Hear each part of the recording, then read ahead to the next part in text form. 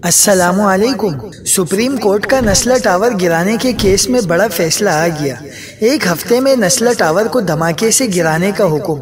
نسلا tower کے مکینوں کا مایوسی کا اظہار۔ کیا آپ حالات حاضرہ سے آگاہی حاصل کرنا چاہتے ہیں؟ خبر کے پیچھے چھپے اصل حقائق جاننا چاہتے ہیں تو ابھی سبسکرائب کیجئے جلمل پاکستان کو اور ساتھ ہی گھنٹی کے نشان پر کلک کر دیں۔ آپ کو بتاتے چلے کہ چیف جسٹس گلزار احمد نے نسلا ٹاور کو اب تک نہ گرانے پر برہمی کا اظہار کرتے ہوئے کہا ہے کہ کسی قسم کی کوئی رعایت نہیں ملے گی۔ بتائیں اب تک نسلا ٹاور کو کیوں نہیں گرایا؟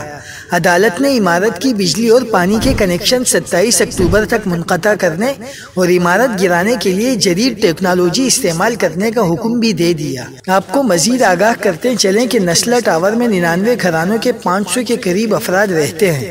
نسلا ٹاور کے مکینوں کا کہنا ہے کہ کیا ہی بہتر ہوتا کہ ایک بار چیف جسٹس صاحب پورے کراچی کو بلاسٹ کر دیں یا اہل کراچی کو سمندر برد کر دیں تاکہ آج سے 50 سال قبل والا کراچی واپس آ جائے۔ اس ٹاور کے 1100 میں 782 گز پر کوئی اعتراض نہیں اور باقی 350 گز بھی تمام قانونی کارروائی مکمل کر کے حاصل کی گئی ہے۔ تاہم اس میں سروس روڈ کے کچھ معمولی حصے میں فرنٹ کے پلر ہیں۔ الحیات ٹاور اسلام آباد اور بنی گالہ کے مقابلے میں نسلا ٹاور 1000% زیادہ قانونی ہے، مگر پھر بھی نسلا ٹاور کے مکینوں کو ہی آخر کیوں نشانہ بنایا جا رہا ہے؟